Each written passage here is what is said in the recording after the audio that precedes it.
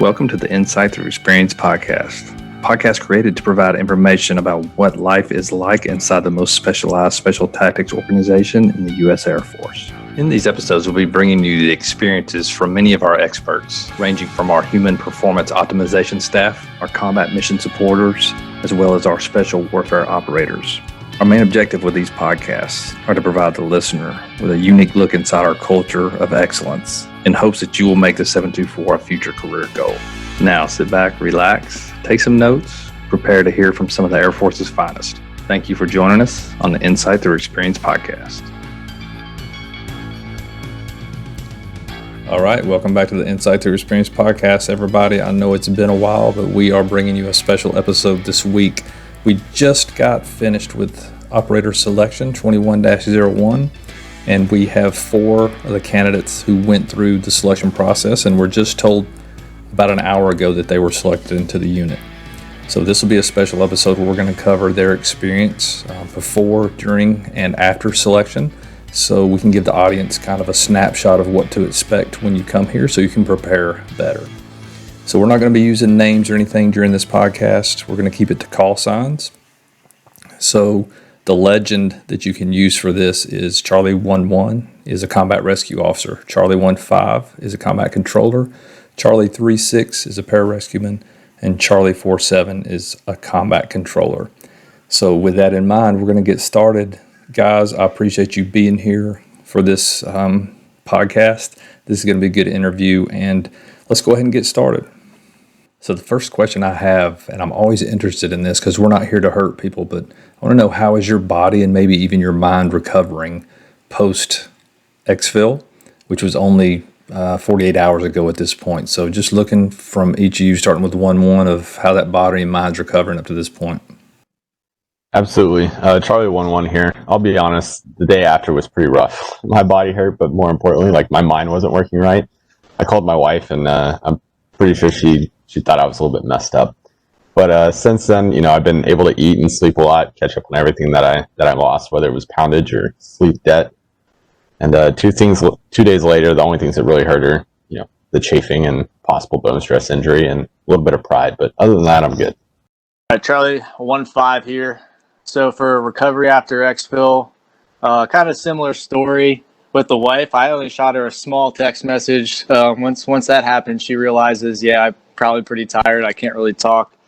Typical soreness in the shoulders, legs, feet especially, possible bone stress injury. But overall, I still feel pretty good. I feel a lot that I recovered a lot better than I thought I would going through that much stress. But other than that, no serious injuries really that I worry about. Charlie 36.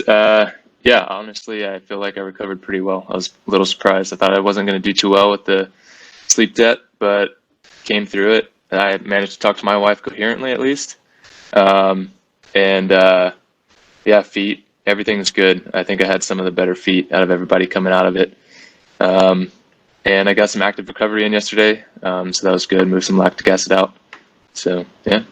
Charlie 47 here. My recovery up to this point has been fine. Day after, obviously a little bit sleep deprived, so just trying to get some sleep back.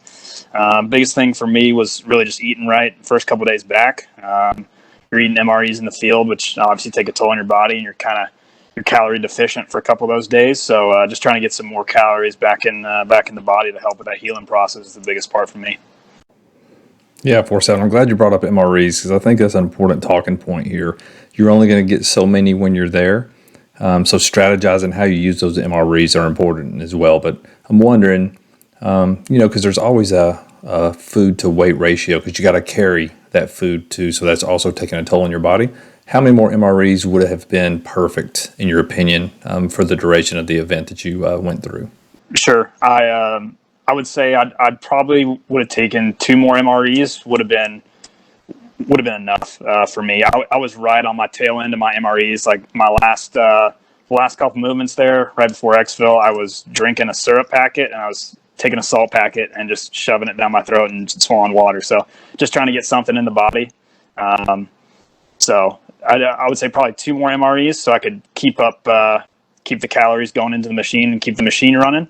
But I kind of front loaded my MREs too. So some guys had 1.5 MREs left. I decided to front load that towards the beginning of the field phase, just try to get some more calories in because I knew what was coming. So that was the biggest part for me. But I'd say 2 more MREs and just keep the machine rolling. Yeah, 4-7. Walk the audience through why you made the decision to front load, and then I'll get the opinion from the other guys too, how they chose to utilize the MREs that they had available. That's just something for me. Just being at combat control school, I kind of know what my body needs at what times. So I would say that I've kind of had that history where I can kind of see where my body is. And as far as like my water intake too, I was monitoring that, and we thankfully had some drip drops too, so I was able to kind of utilize that as well. So I had 2 different 3-liter Camelbacks in my back, one that had drip drop and then one that was just water. So utilizing that effectively, and then also just front loading the MREs throughout the field week, eating as much as I could was a big part for me, because realistically you don't have that much time between events, and I don't want to spend that time trying to break into an MRE. I'd field strip them, have stuff in my pocket so I could just pop it in my mouth and keep moving. Charlie 1-1 here. So yeah, I absolutely agree. You don't have a whole lot of time between movements, and not only that, you don't have time, you don't really have the energy to want to break into an MRE and break that stuff open, figure out what you want to eat. So when you had that time early on, just breaking that stuff into little packets of maybe a carb and a sugar or carb and a fat or whatever, and then have that in pockets so that you're not digging into a ruck, you're literally pulling it out of your cargo pocket to shove it in your mouth. 1-5. I thought it was important you had to have snack pockets. My main mindset in a scenario like that is to stay ahead of it. I never wanted to get into a scenario where like, man, I'm hungry, or man, I'm dehydrated. Every time I thought to myself like, hey, I feel good, that means I need a snack, or hey, I feel good, hey, I need to hydrate, just to stay ahead of any deficits.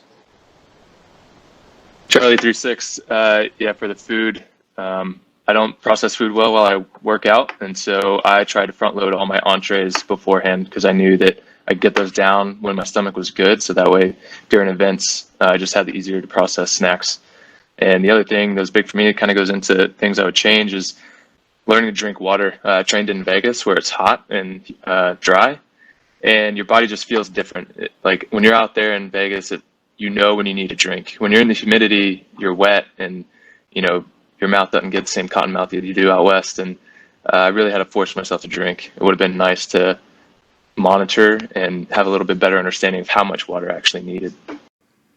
Such good info on how to fuel properly, especially during phase 3, that field phase. If you go to our website, you can also find more of this information, whether it's a workout or nutrition or anything else that are going to help you develop these strategies. And also when you get to selection, we're going to give you a handout from our dietitian that kind of helps you strategize how to eat those MREs more effectively. So now let's transition into the next question, which is really, I'm trying to figure out how you guys are mentally processing what went on the last 7-8 days here at selection. So where are you at mentally with it, and how are you processing it? All right, Charlie 1-1 here. Well, I actually wrote the answer to this question before I got selected, so hopefully it'll represent that a little bit. But there's a ton to reflect on during the past week or 10 days, however long we've been here. Honestly, I don't remember. But just trying to turn that feedback into actual pieces. A lot of this stuff is feedback specific to events, but a lot of that feedback isn't necessarily to make you better at the event. It's to make you a better operator, better leader, better person, and being able to kind of translate that over. And so I take as much time as I can to write down that stuff, because just like I said, sleep debt, not a lot of food, all that. I don't want to lose any of that critical feedback. Make sure that I maintain that throughout. So that's all I got for that. For Charlie 1-5, I've honestly just been reflecting on the entire journey itself and the feedback that I've got from my peers that I thought was just a huge deal to me. Just potentially to still make me better, to go back as an operator and to grow in that aspect. The other thing I thought about too is just the fact that I came to assess. I'm just glad that I did it for the experience in general, no matter what the result would have been. I wrote this question too before I found out the news today. That I was just really happy that I came and experienced what I did. Learned a lot about myself, and that's pretty much all I got. Charlie 3-6. Yeah, pretty much the same. Focusing, looking at what I could have improved on, some of those feedback points and how to improve, and honestly looking at how I think I performed here versus how I usually would perform back at the unit. Things being different, personalities being what they are, more familiar with the guys back home, and having to really try to show myself here and how to improve that time process, because you really have a short time to get that stuff out. And honestly, I was thinking about how I could improve it next time if I didn't get selected. So Charlie 47, I would say it was just a first class experience from the day that we got our reporting instructions to the day today that we found out that we got selected. I'd say just a first class experience all the way. Individual to me, I would say that I valued the feedback from my teammates, regardless of the outcome of this selection, if whether or not I got selected or not. Obviously wanted to get selected, but I was going to take the feedback from my teammates, and it was going to make me a better operator and a better man, and I was going to bring that back to my unit and see how I can help other guys out in the unit struggle with whatever they're struggling with, or kind of leverage their strengths. So that was kind of what I had coming into this process. So many good answers here. So many things to dig into. 3-6, I think I'm going to point it back towards you and the environment comment that you made, because I think that's important. Because there isn't a lot of time during our selection process to get settled into the environment and let people see who you really are. So if you can, talk a little bit about that from your perspective and what you were meaning there when you said that, because I like it. Yeah, absolutely. So, my personality, I'm just generally a more shy guy, I would say. And I came into this knowing that, and knowing that I would have to stand up and have more of a voice, because at the unit, you get there, you get comfortable with the guys. You understand how you all operate, and your strengths and weaknesses. Like, okay, he's good at ropes, or he's good at medicine, so he's going to cover the med piece, and this guy's going to cover the actions on, or the EPA, or the nav. And it's easy to get into those avenues and kind of stuck in those, and you can control those, absolutely. But when you come here, you have to be able to do it all and speak up on any aspect, and you need to be heard. So for myself, I just had to come here and be more open and vocal, which is something I just genuinely had to try hard at. When questions and things were posed to the team, I just tried to have my voice heard and be able to back that up. It's easy to get overrun because everybody's trying to do good, and so sometimes guys that are naturally have a voice will speak up louder, and you need to be able to defend yourself, because everybody's focused on what they said doesn't mean that what you said isn't valuable.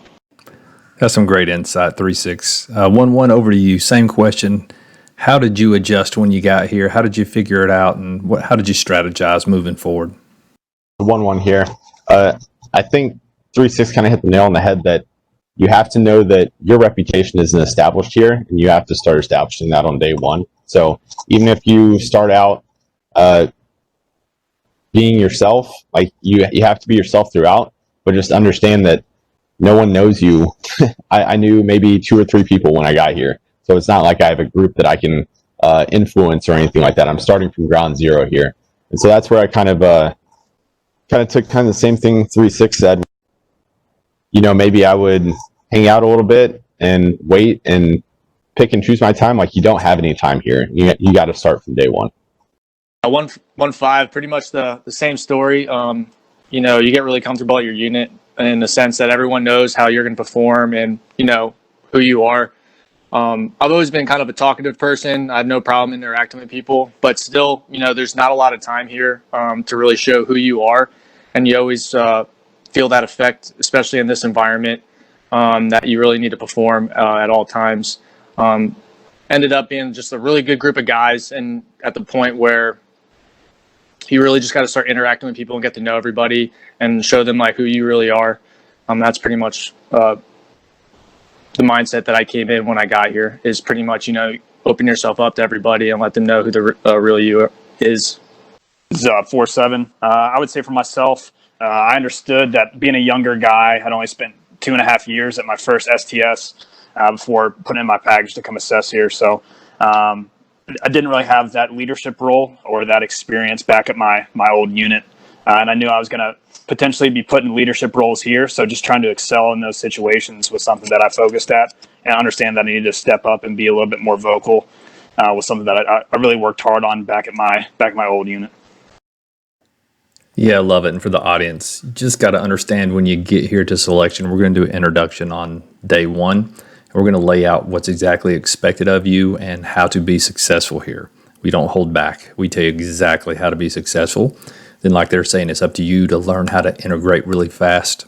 If you're an introvert, you're going to have to push yourself. If you're an extrovert, you might have to pull yourself back a little bit. Nonetheless, we're going to give you the stage, tell you what we expect, and then see if you can perform. Let's move on, though. I'm looking forward to hearing how you guys prepared physically for selection, and then if that played out successfully, or if there's anything that you wish you would have done differently once you started proceeding through selection. Probably one here. If you don't mind, I'm going to break this into kind of two different aspects: the physical aspect and the mental aspect. So for the physical prep, I got with my strength and conditioning coach, went over the 724's website, and bounced my ideas off some candidates that got selected to see if that was kind of things that worked for them, make sure I was on the right track. And I kind of did a personal evaluation of what my strengths and weaknesses were. So I knew my strengths were going to be in kind of the power and power endurance wheelhouse, whether that was sled work or whatever. But I hadn't done a whole lot of rucking or long endurance events. So I kind of focused on developing those weaknesses. And then it was a pretty intense workout program. So I made sure to allocate 20 or 30 minutes a day to recovery to make sure that my body was going to be able to sustain that for what wound up being for me close to 6 months of train up throughout deployment and pre-deployment. And then once I got here, I feel like the train up that I executed and planned was, I executed 100%, and I think I was physically prepared for what I expected. What I had failed to foresee was how much more difficult it would be when placed under immense stress, sleep depth, limited food, minimal recovery time, and being surrounded by these animals that are pushing you to go way past 100%. And then as far as the mental side, one thing I think I did that was helpful, I read a couple books, and then I tried to grab some of those techniques, see if I could apply them throughout my workout process. One of them was like getting my heart rate back down. So I knew that we were going to have to keep sustained effort throughout the whole process. So getting my heart rate jacked up and then seeing if I could bring my heart rate back down and kind of control that, get myself from the red back into the green where I could think. And I think what that helped with, I was a little bit more able to stay focused on the task at hand, even when I was stressed, and not letting failure or any upcoming challenges kind of cloud my judgment, my thoughts. And then finally, I think one of the things from those books on the mental side was, they tell you to have a solid why. I think not just why you want to be part of the 724 or why you're doing this, but also like why you want to be in this moment right now. And I think having a group of, 24, 28, whatever operators right by your side, like wanting to be a part of that team, that's a pretty good thing to keep you in the moment about it. So those are some of the things that I used and I felt were pretty successful for me. 5 here. I kind of broke it up into two categories too. My overall strategy though, I always use my phrase is humble aggressive. I wanted to attack everything humble aggressively. I wanted to hard charge each event the best I could in a mental aspect to be insightful and beneficial and not just throw out unnecessary things. And then in the physical aspect, I wanted to be confident in every event, a sense in crushing each event, but at the same time, knowing that I'm ready for the next event afterwards and be able to give the same intensity and not just burn out on, one tough event. My avenues for that, I went through my strength coach, used that as a baseline. I even went to the PT for recovery. I thought recovery was a big deal for me that I wasn't in the past. I just believe knowing how your body works and what you need to do to get prepped for the next event really made a huge difference being here. And then also just being confident in the physical aspect, knowing not being affected by the event prior.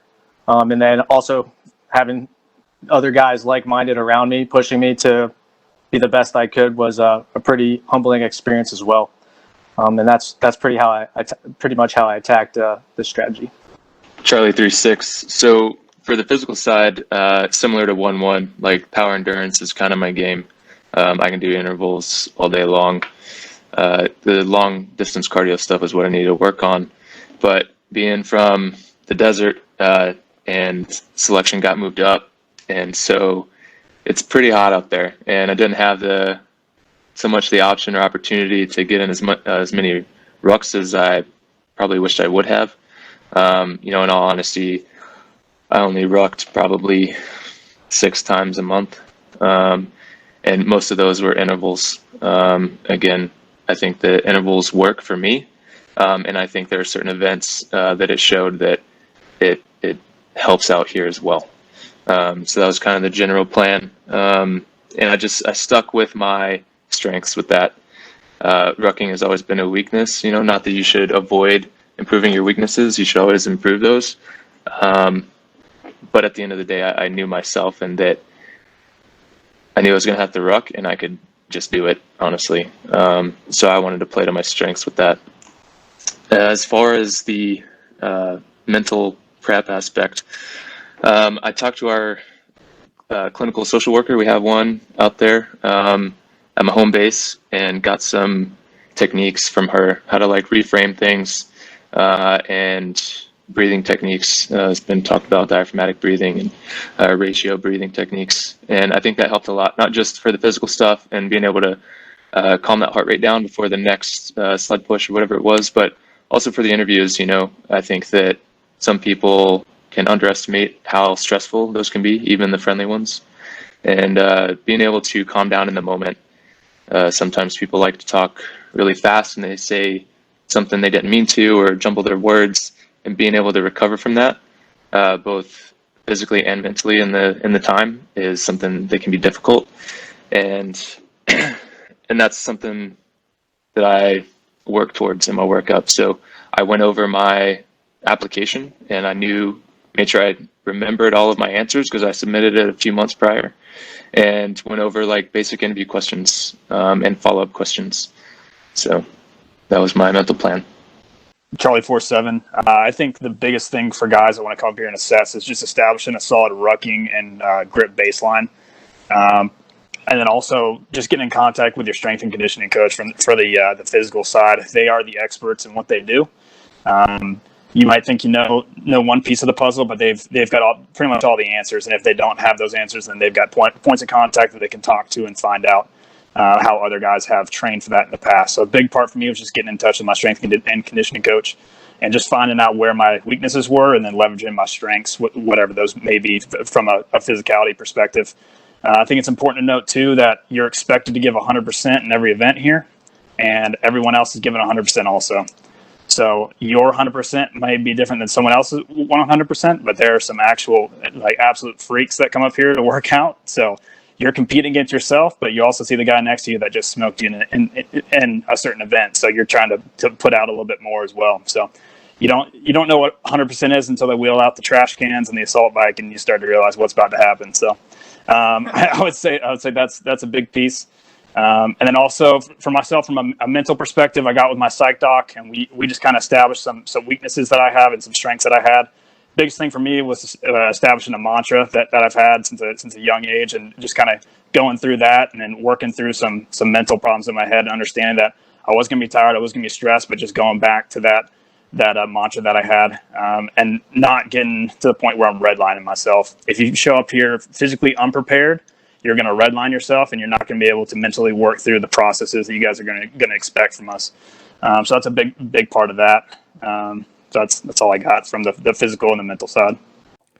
Those are some absolutely outstanding answers. So anybody preparing for our selection, or any selection in general, go back and listen to those 4 answers right there. Those are a good roadmap.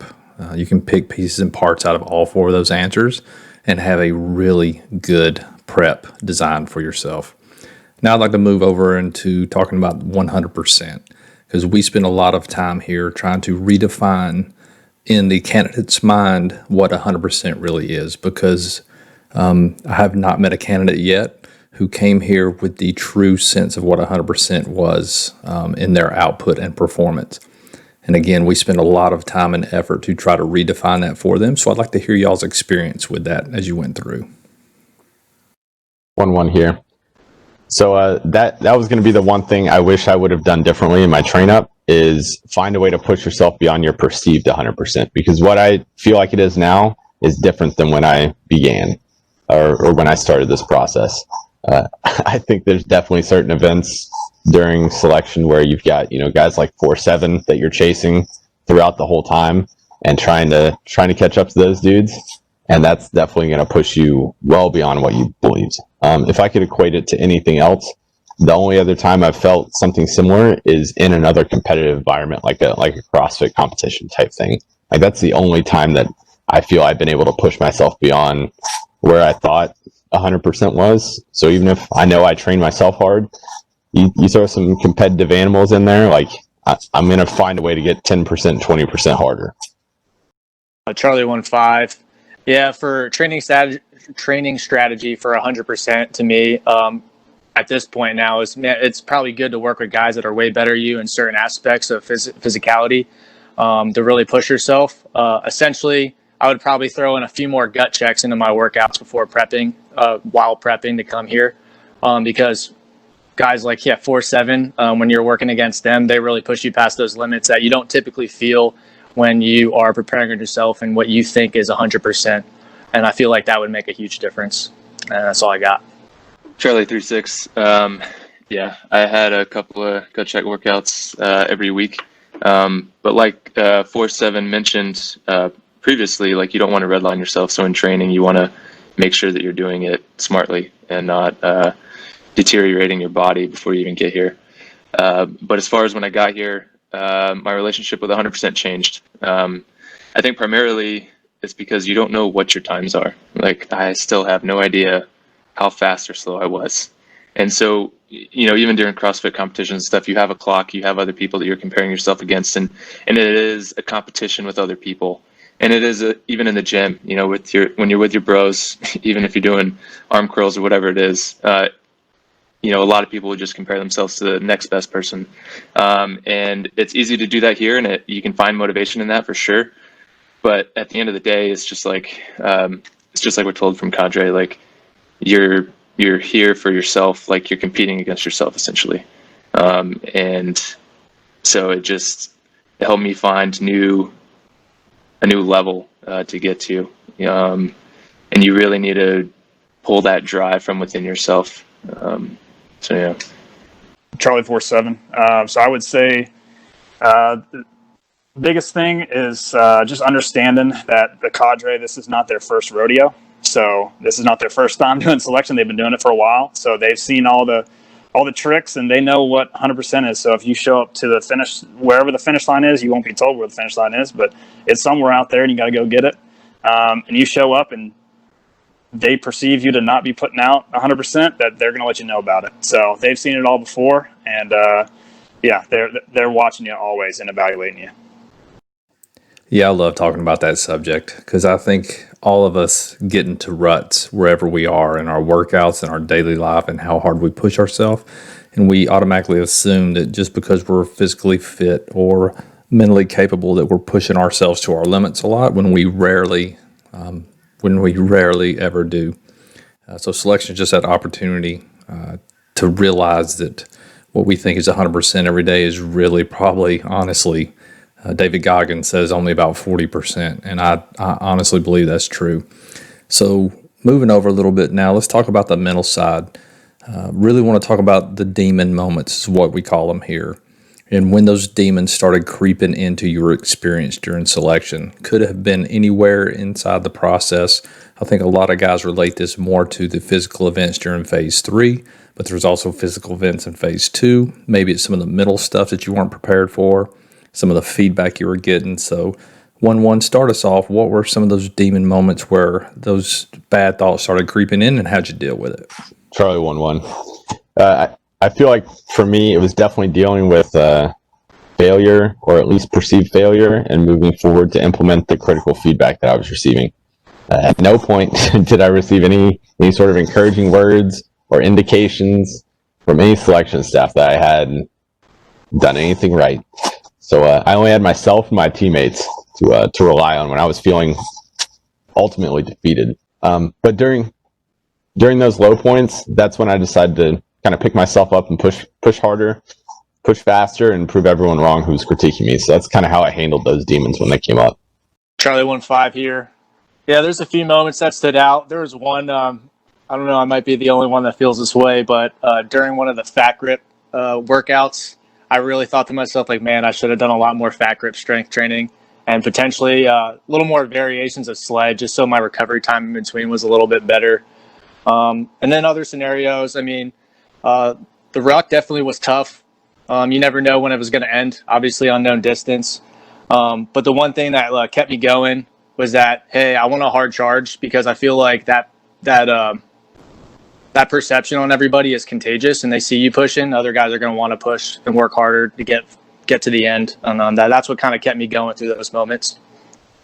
3-6. I think the biggest time for demons to come in is in your downtime. When you're sitting there trying not to fall asleep, trying to do your priorities of work in your team gear primarily, but also on infill. Just a lot of time alone. And you got to be okay with yourself mentally to be alone for that long. I'll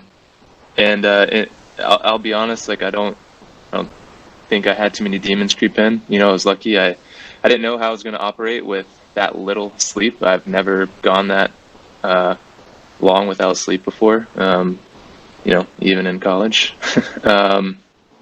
So that was good to find out, and I just turned that into a strength. Charlie 4-7. I think the biggest thing for me was just not giving a voice to the pain.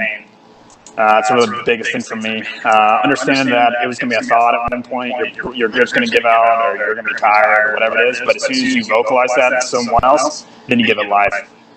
So just understanding that I don't need to tell any other candidate that, hey, my hands hurt or my grip is going out, because theirs is too.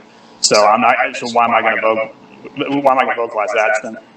So that's my biggest thing. All right, perfect. Love those answers. Let's transition over to weaknesses a little bit. So back to you around the horn, 1-1. Lead us off with, what did you perceive as your biggest weakness as you were moving through the process, and what were you doing to deal with that as you were moving through? So I'm going to go back to those demons. It's definitely just dealing with critical feedback for me. A lot of us are pretty successful in the units that we're coming from, and we're not used to getting a lot of negative feedback at every single turn. So for me, it was taking that, being able to filter what was actionable from it, and then applying that as soon as possible, and not letting that turn my mindset into a negative mindset, and just going back to pushing harder, pushing faster, and proving everyone wrong that was critiquing me at the time. Thanks for that, 1-1. Before we move on to 1-5, 1-1, can you just frame for the audience what you mean by negative feedback? Because I'm just trying to let the audience know that this isn't you coming here and playing games. You're not gonna be down doing grass and gorillas like some of the other inception points of the pipeline. But what is that negative feedback, and what do you mean by that as you're moving through?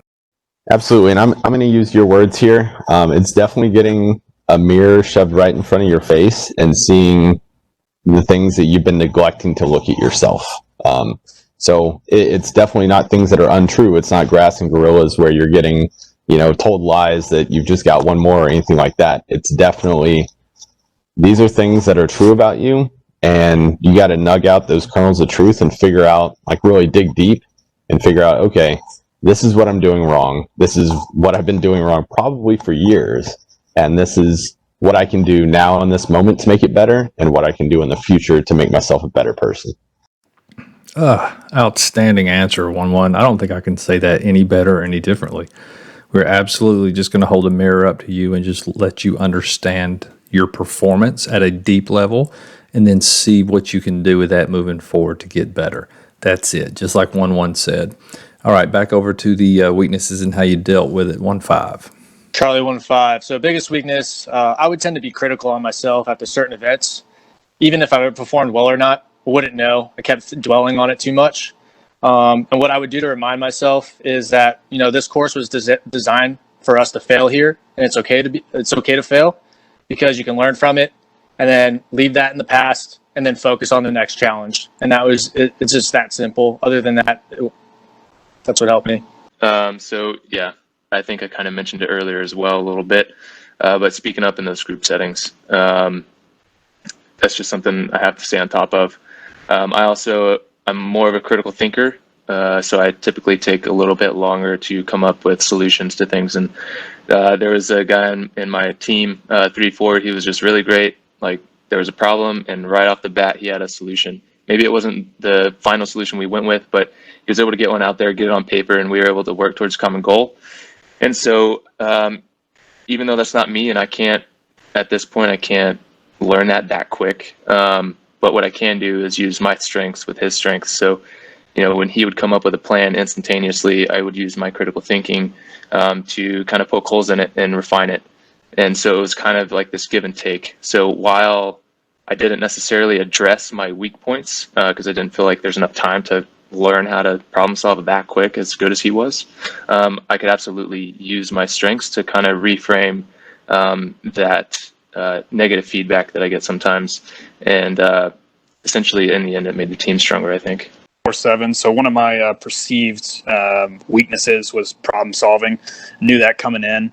And one of the things that I did to kind of mitigate that moving forward through the selection process, and which I wish I would have done it more, was just taking a mad minute with whatever problem set that you guys gave us. Just taking a couple seconds just to digest the problem and come up with a sound solution that would make sense. So I think I wish I would have done a little bit better job of that. Now, if I could go back in my preparation, I would probably suggest guys from my team just give me different problem sets and come up with different solutions to them, just to kind of iron that out prior to showing up.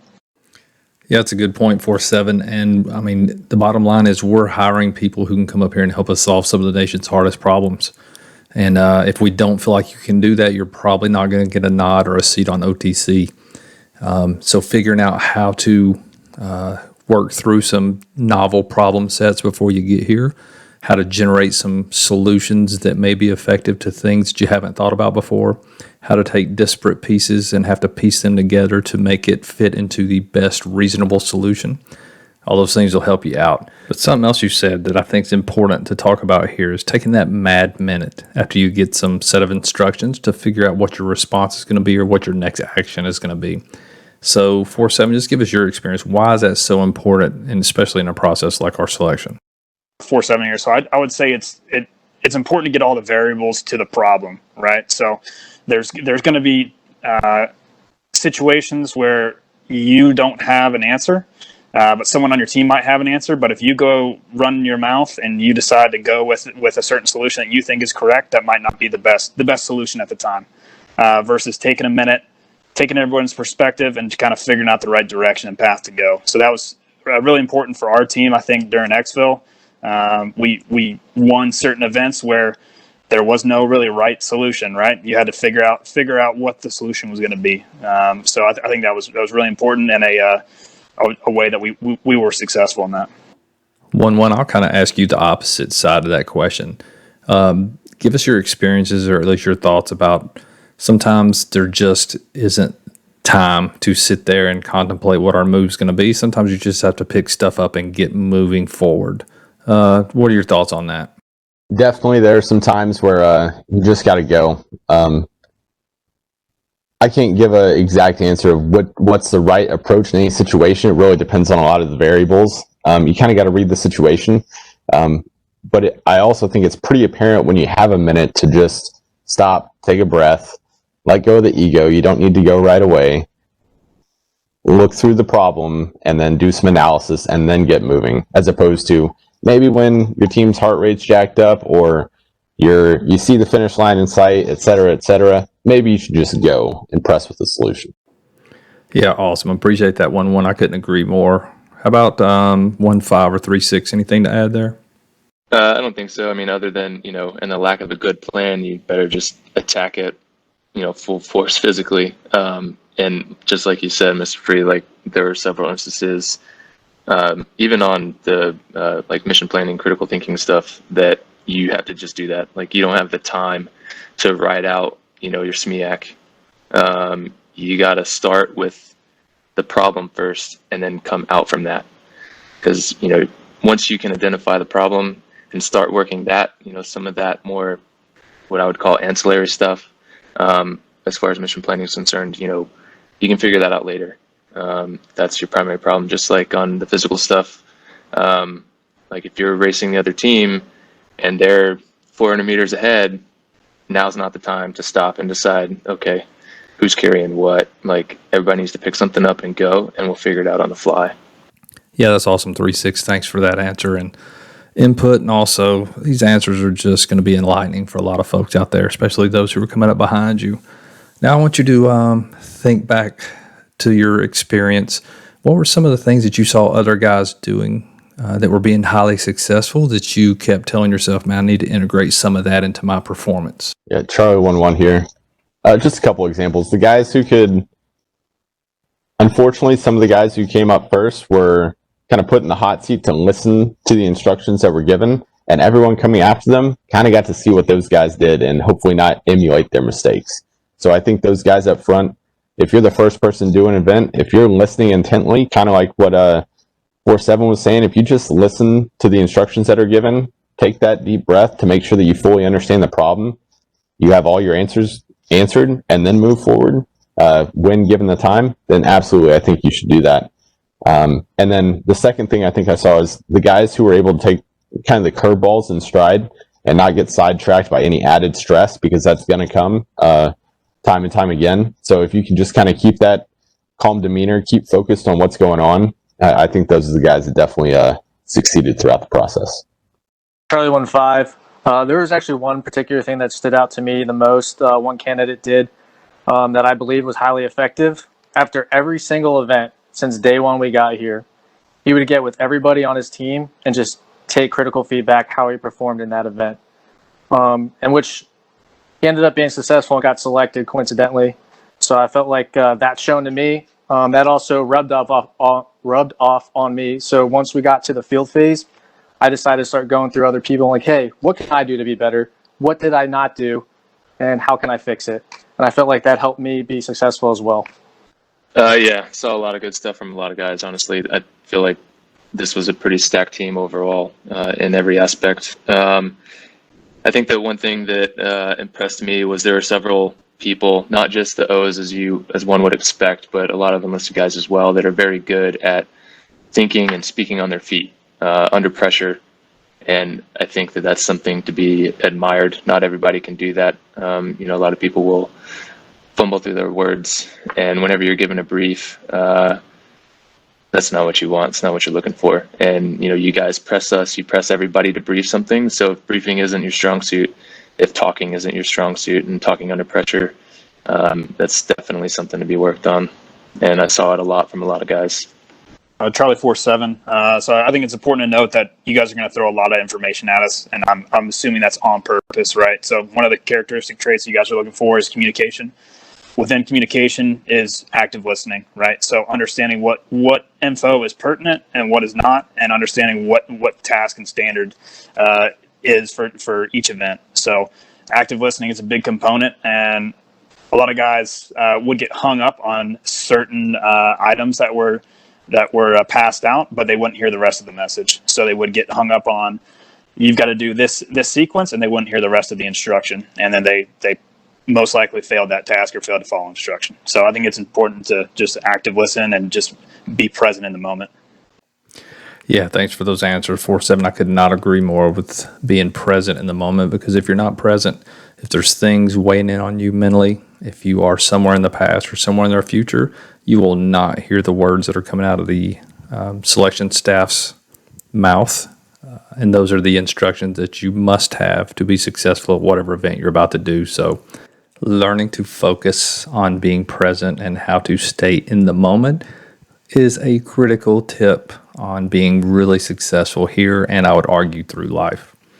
All right, so I'm going to pull us back towards feedback again, and I'd like to go around the horn starting with 1-1 and just give your experience on what feedback is like. What was your relationship with it like as you moved through the process, whether it was from your peers, whether it was some selection staff? Give the audience your experience. Absolutely. So Charlie 1-1 here. I feel like the feedback that we get here is extremely targeted to things that can be refined both immediately and long term. So nothing is a personal attack or anything like that. It's definitely tangible things that you can take some actionable steps toward correcting, whether that's 1 hour from now, if you get another chance, or whether that's 1 year from now, when you're developing yourself at your unit or through OTC or whatever. Charlie 11, do me a quick favor and discuss the peer feedback as well that you got going through selection, because I think it's a unique environment that most guys aren't used to. I don't think I've ever had an experience where you're this close to your peers for this, I guess, long of an amount of time, just so exposed to each other and learning the most intricate details of each other and how you react, not in the best case scenario, but literally in the worst case scenario. So it's not just, I've done all these great things in my life. It's I did that thing wrong. And now let me know what you think about what I did wrong in that scenario or on that day, etc. So I think it's a different type of feedback than we see anywhere else in our careers, and definitely an exceptional opportunity. Charlie 15, for the peers. I mean, honestly, I value my peer feedback. I can't see something more effective than being told the positive and negatives about myself. Working with a guy in a stressful and challenging environments such like this, it really helps my perception or your perception on yourself, things that you typically would overlook, and it really would help you learn from that. From the instructor point of view, I took it as definitely critical, not a personal attack. Even if it's maybe not your biggest weakness, they highlighted your weaknesses, so you're aware of it, and it's something that you can work on. And that's what I took from the instructor feedback as well. Charlie 36. One thing that I think is really unique about the peer feedback is the fact that you are not getting feedback from your peers or giving it to your peers, but you're also doing it on yourself at the same time. And that's on a day-to-day basis and sometimes even event to event. So you're able to get like real-time actionable information on how you perceive yourself and how you're perceived by others. I will say that there was, a time or two where I was like, okay, this is definitely where I messed up. And then, I would get feedback back that was, okay, no, actually it was perceived to be a little bit different from that. And so finding that out in some of those nuanced situations was a huge help. And I think that the instructor feedback, generally speaking, was exactly on all those same lines that my peers saw. I will say that there's, you guys are experts essentially, and you know what you're looking for and know what you're looking at when you see it. And your feedback was just, a little better, right? So it's more targeted, more specific, and a little bit more actionable. It was delivered in a way that's much more, you're much more receptive to it. Charlie 47, I would say that you're going to be given direct, honest, and unbiased feedback. So you're going to have varying lenses. Each individual is going to have varying lenses with which to evaluate you, and each individual operator has their different different experiences and their different ways to evaluate you. So you're going to get feedback from everyone with their different backgrounds, and the intent is to make you better, make you a better operator and a better man at the end of the day. Yeah, I appreciate those answers. There's no doubt that feedback, if we would integrate that more throughout all communities, especially in SOF, we could take our performance to much higher levels. So appreciate you guys going through that and giving such a good answer. But now to my favorite question, I think, of the day will be, what event do you wish you could go back and do again, and why? Charlie 11 here. I would go back and do the shoot house problem solving scenario one again. I think as an officer and a leader, a lot of times throughout the scenario, and it wasn't just this one, but all the problem solving ones, I think we're kind of developed to want to receive the mission and then move out and push the team as fast as possible. And if I could go back, I'd slap myself along the head and say, lose the ego, slow down, and make sure that you fully understand that the problem set that they're placing in front of you. And then use not just your mind, but the 12 other minds you have around you, or 6 other minds, however many people, and develop a good plan to move forward with. And I think that's definitely one of the things that I think as an officer, I wish someone would have slapped me along the head, and I wish I could have done that to myself and just be like, lose the ego, use everyone around you, and you definitely won't go wrong if you do that. Charlie 15, I would absolutely go back and reattack the individual mission brief. I kind of misunderstood my place, how I was briefing the GFC, and I didn't know exactly how much I could push back And at this point, now thinking about it, I really wish I pushed back like I really would intend to get more things approved. Probably still would have failed. That's okay. I feel like I would at least been able to leave everything out on the table that I originally had planned. And that's all I got for that. Charlie 3-6. Yeah, I don't think I got anything I wanted on that one. But one thing that I would go back and do again would be the kettlebell communication one. 100%. I just completely bombed it. Plain and simple. Was lacking a lot of sleep at that point. I just watched somebody go and they crushed it, and I was coming at it I was expecting something along those lines, and what I got was completely different. And I had a lot of self-imposed limitations. Again, it's that active listening that I didn't have at that point in the process, and absolutely I'd go back and change that. Charlie 4-7. Yeah, I would definitely agree with Charlie 3-6 on that aspect. I would definitely go reattack the kettlebell problem solving situation that we had. I think the biggest thing there was just attention to detail. We ended up coming up with a structure, but it wasn't the right structure, and so just really just attention to detail, and like I previously said, just taking that mad minute and just taking a second to just come up with a solution and figure out what the solution is. All right, guys, again, starting with 1-1. This is aimed at more towards officers. And what you guys, what are some of the blind spots you might have seen through some of the leadership here, as well as what are some things some guys should be preparing as officers before they come into this process to help them out? All right, so Charlie 1-1 here.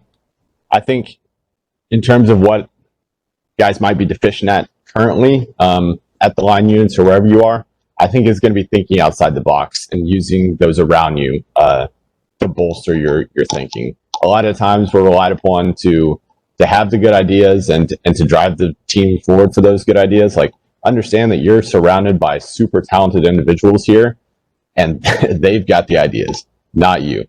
So getting rid of kind of your linear thinking, like your military rigid thinking, and getting into thinking outside the box and coming up with creative solutions to problems. I think that would be one beneficial thing that a lot of guys are probably deficient at. And then second, be the leader you would want to see and step up early and often. You only have, 10 days a week, whatever, to be here. It doesn't matter what you've done anywhere else before you get here. All that matters is how you present yourself on day one and how you present yourself every hour of the process that you go through it. So just making sure that you keep that in your mind and don't hesitate for a second. Charlie 1-5. I would just say, most of all, knowing yourself and what you lack, so you can work on it and be prepared when you get here. Potentially throwing yourself into FMP scenarios and really work at that leadership role, and making sure you can be able to handle yourself, and maybe even get your team involved in it as well, and have their feedback given so they can be more prepared for this type of environment, and be ready to follow as well. Be open-minded. Don't be afraid to take other solutions from other people, but at the same time, make sure you're not hyper-focused on one solution to a problem. I noticed that could be an issue. So being open-minded and having multiple solutions to a problem, and be prepared to accept feedback and solutions from your subordinates. Charlie 3-6. I guess my bit of feedback would be a little aimed more towards the younger officers, honestly. I had a couple of younger officers with me. And I think the big thing is whenever you just get your beret and you go to the unit, you're able to rely a lot on your senior enlisted guys. And we had some guys with time in on the enlisted side underneath the officers, but we didn't have guys that had been in a while. We didn't have any master sergeants, I don't believe. And a couple of young techs, maybe. And so if you're a young officer, like, you need to be able to know how to do all those things that you are typically reliant upon your enlisted staff to do. Mission planning and task orienting guys to certain things. Just make sure you're familiar with that stuff and understand how to talk to them on their level. There's there's a lot of smart guys enlisted, and most of them probably have degrees as well. But somehow or some reason, there's a tendency to,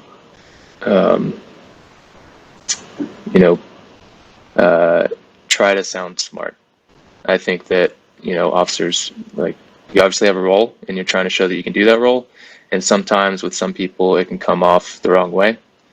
So make sure that you are working with your enlisted staff before you leave and making sure that you're not coming off too strong. Charlie 4-7. I would say one of the biggest things, I would say just lead from the front in all aspects. Your job as an officer is to set that example for the guys and to lead in all aspects, especially at selection, and just motivating your guys. You're going to get to a point where you might be taking 2 steps at a time and everyone's hurting, and your job is to motivate those guys in those moments. From a different perspective, I would say mission planning and doing hasty mission planning would be a big thing to work on. Coming up to a simple and efficient plan, and then executing that plan. Those would be my 2 big things for them to work on. Outstanding tips for officers. So any of you officers out there listening, if you follow those tips right there, I'm telling you right now, you are already down a path towards success. Those are great answers, guys. And I hate that this is almost over, but the last question is coming up right now.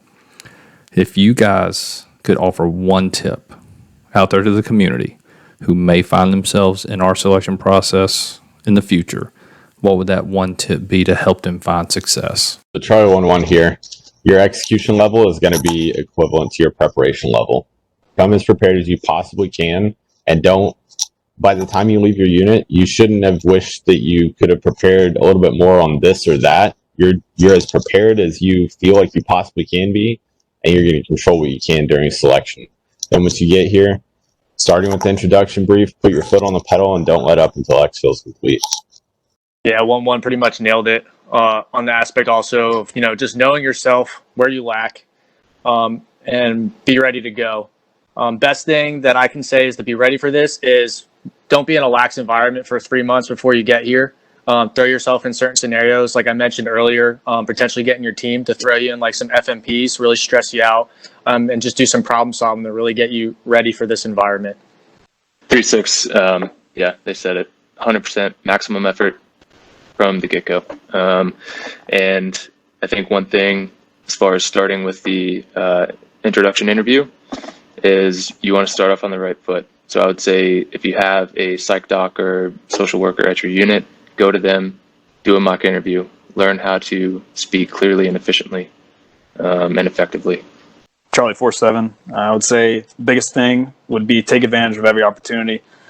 Selection has only a certain amount of events in it, and they're all very taxing. But I would say you have to get your mind right to take advantage of every single event that's going to come up. Starts from the way you present yourself in the room and the way you enter a room and speak. You got to be able to convey your message clearly, and you've really just got to set the tone for the whole week from the get-go. Okay, folks, that concludes another Insight Thru Experience podcast. And if that one didn't just blow you away to get to hear the experience from 4 guys who just completed the selection process less than 48 hours ago and who were just told they were selected less than 2 hours ago, I don't know what else to do for you. That is about as good as it gets, and I appreciate 1-1, 1-5, 3-6, and 4-7 for coming on here, sharing their experiences, and just dropping that knowledge on everybody out there listening. So, all right, y'all. We are hopefully going to get back on track with releasing more of these now that selection is behind us. We have a lot more information to bring to you, and we look forward to talking to you again. Appreciate everybody tuning in to the Insight Thru Experience podcast. Later, y'all.